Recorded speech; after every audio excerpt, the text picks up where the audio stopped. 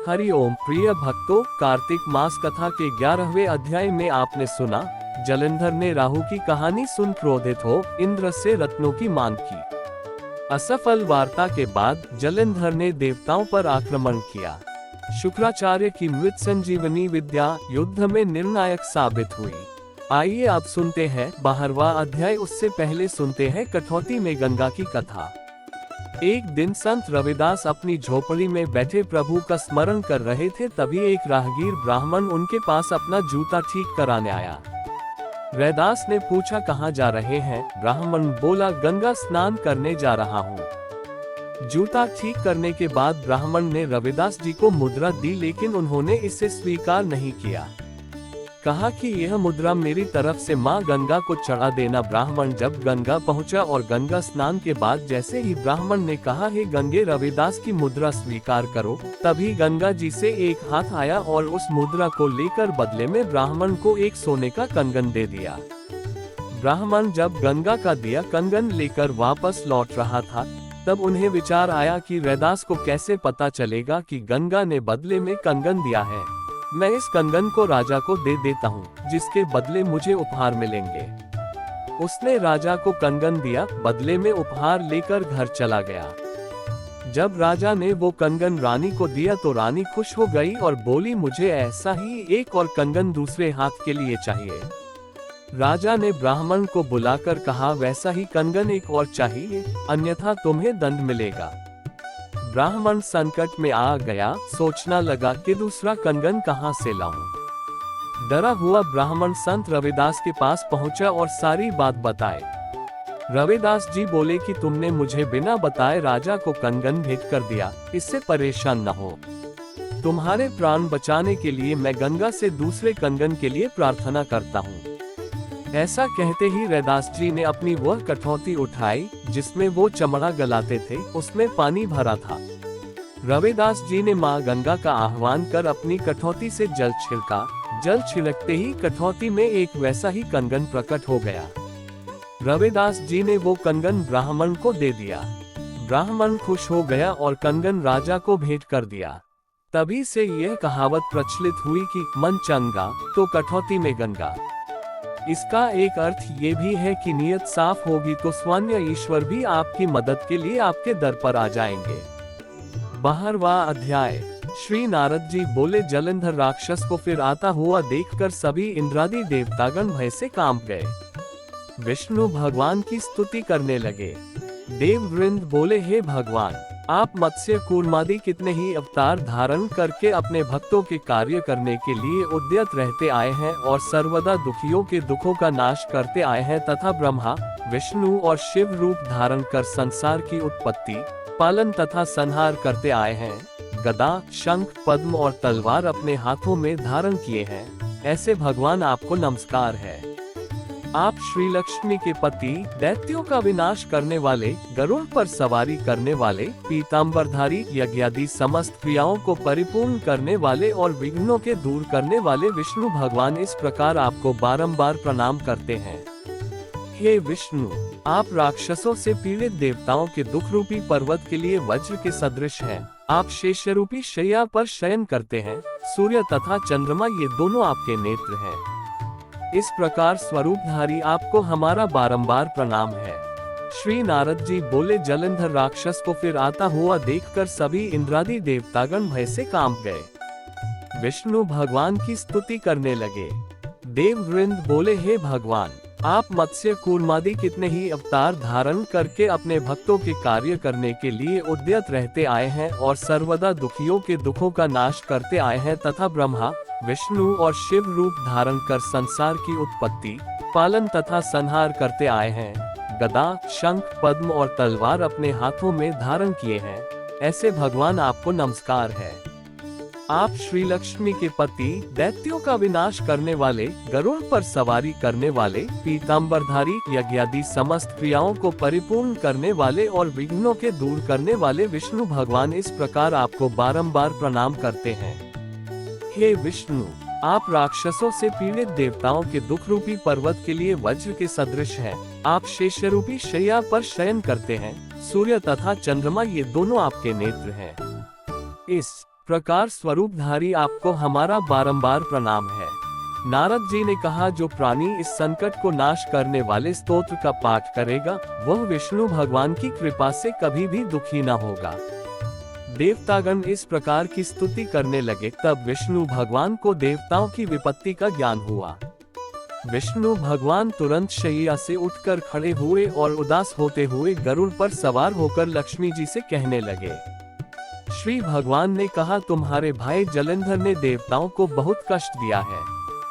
देवताओं ने मुझे युद्ध के लिए बुलाया है, अतः शीघ्रतापूर्वक मैं वहां जाऊंगा। लक्ष्मी जी ने कहा, नाथ हे कृपानिधि, मैं आपकी प्यारी पत्नी हूँ। यदि मैं सर्वदा आप में भक्ति रखती हूँ तब आप मेरे भाई को युद्ध में कैसे मार सकेंगे। भगवान ने कहा कि शिवजी के अंश से उत्पन्न होने के कारण, ब्रह्मा के वरदान के कारण तथा तुम्हारी प्रीतिवश जलंधर मेरे वध योग्य नहीं है। नारद जी ने कहा कि विष्णु भगवान लक्ष्मी जी से ऐसा कहकर गरुड़ पर आसीन हुए।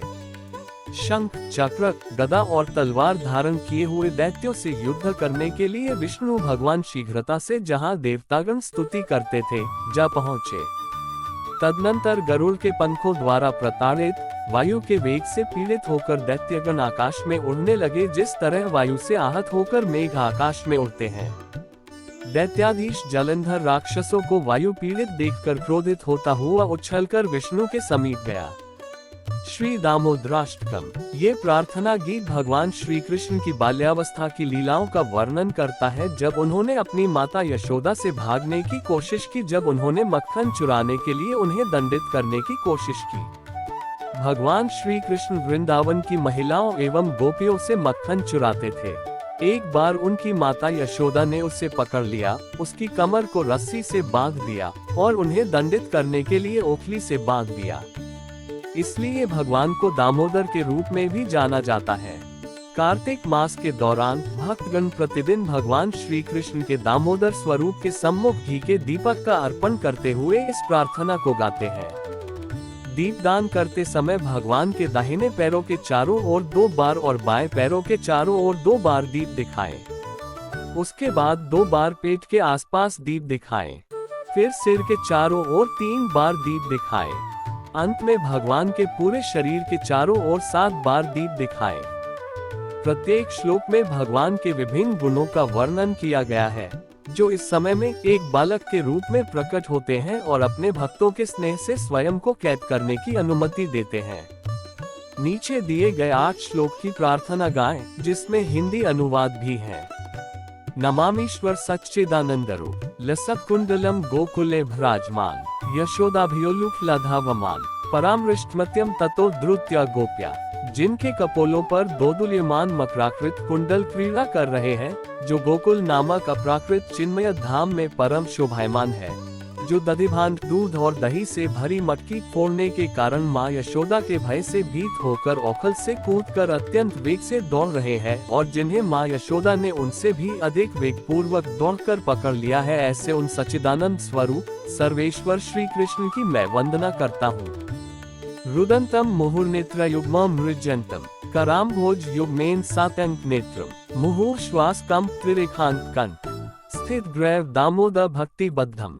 जननी के हाथ में छड़ी देखकर मार खाने के भय से डरकर जो रोते रोते बारंबार अपनी दोनों आंखों को अपने हस्तकमल से मसल रहे हैं, जिनके दोनों नेत्र भय से अत्यंत विफल है, रोदन के आवेग से बारंबार श्वास लेने के कारण त्रिरेखायुक्त कंठ में पड़ी हुई मोतियों की माला आदि कंठभूषण कंपित हो रहे हैं और जिनका उदर माँ यशोदा की वात्सल्य भक्ति के द्वारा रस्सी से बंधा हुआ है, उन सच्चिदानंद स्वरूप सर्वेश्वर श्री कृष्ण की मैं वंदना करता हूँ।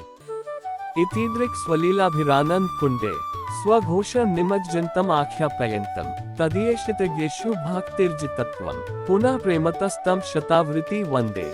जो इस प्रकार दामबंधनादि रूप बाल्य लीलाओं के द्वारा गोकुल वासियों को आनंद सरोवर में नित्यकाल सराबोर करते रहते हैं और जो ऐश्वर्यपूर्ण ज्ञानी भक्तों के निकट मैं अपने ऐश्वर्यहीन प्रेमी भक्तों द्वारा जीत लिया गया हूँ, ऐसा भाव प्रकाश करते हैं, उन दामोदर श्री कृष्ण की मैं प्रेम पूर्वक बारंबार वंदना करता हूँ। वर देव मोक्ष न मोक्षावधि वा न चान्यम वृणे वरेशादपि इदम ते वपुरनाथ गोपाल बालम सदा में मनस्याविरास्ता के मन्य। हे देव, आप सब प्रकार के वर देने में पूर्ण समर्थ हैं। तो भी मैं आपसे चतुर्थ पुरुषार्थ रूप मोक्ष या मोक्ष की चरम सीमा रूप श्री वैकुंठ आदि लोक भी नहीं चाहता, और न मैं श्रवण और कीर्तन आदि नवधा भक्ति द्वारा प्राप्त किया जाने वाला कोई दूसरा वरदान ही आपसे मांगता हूँ। हे नाथ, मैं तो आपसे इतनी ही कृपा की भीख मांगता हूँ कि आपका ये बालगोपाल रूप मेरे हृदय में नित्यकाल विराजमान रहे। मुझे और दूसरे वरदान से कोई प्रयोजन नहीं है। इदम ते मुखाम भोजम अत्यंत नीले वृत कुंतले स्निग्ध रक्तैश्च गोप्या मुहुश्चुंबित बिंबरक्ताधर में मनस्याविरास्ताम्लम लक्ष्यालाभया। हे देव, अत्यंत श्यामल वर्ण और कुछ लालिमा लिए हुए चिकने और घुंघराले लाल बालों से घिरा हुआ तथा माँ यशोदा के द्वारा बारंबार चुंबित आपका मुख कमल और पके हुए बिंबफल की भांति अरुण अधर पल्लव मेरे हृदय में सर्वदा विराजमान रहे। मुझे लाखों प्रकार के दूसरे लाभों की आवश्यकता नहीं है। नमो देव दामोदरानंद विष्णु प्रभो दुख जालाब्धि मग्नम कृपा दृष्टि वृष्ट्यति दीन बतानु ग्रहानेश मामज्ञमेध्यक्ष दृश्य। हे देव, हे भक्तवत्सल दामोदर, हे अचिंत्य शक्तियुक्त अनंत, हे सर्वव्यापक विष्णु, हे मेरे ईश्वर प्रभो, हे परमस्वतंत्र ईश, मुझ पर प्रसन्न होवे। मैं दुख समूह रूप समुद्र में डूबा जा रहा हूँ। अतएव आप अपनी कृपा दृष्टि रूप अमृत की वर्षा कर मुझ अत्यंत दीनहीन शरणागत पर अनुग्रह कीजिए एवं मेरे नेत्रों के सामने साक्षात रूप से दर्शन दीजिए। कुबेरात्मजो बध मूर्त्य व्यद्वत् त्वया मोचिता भक्ति भाजो कृतौच तथा प्रेम भक्तिन स्वका में प्रयच्छ न मोक्षे ग्रहों में स्थित दामोदरे। हे दामोदर, जिस प्रकार अपने दामोदर रूप से औखल में बंधे रहकर भी नलकुबेर और मणिग्रीव नामक कुबेर के दोनों पुत्रों का नारद जी के श्राप से प्राप्त वृक्षयोनि से उद्धार कर उन्हें परम प्रयोजन रूप अपनी भक्ति भी प्रदान की थी, उसी प्रकार मुझे भी आप अपनी प्रेम भक्ति प्रदान कीजिए। यही मेरा एकमात्र आग्रह है। किसी भी अन्य प्रकार के मोक्ष के लिए मेरा तनिक भी आग्रह नहीं है। नमस्तेस्तु दाम्ने स्फुरद दीप्ति धाम्ना त्वदीयोदयात् विश्वस्य धाम्ना।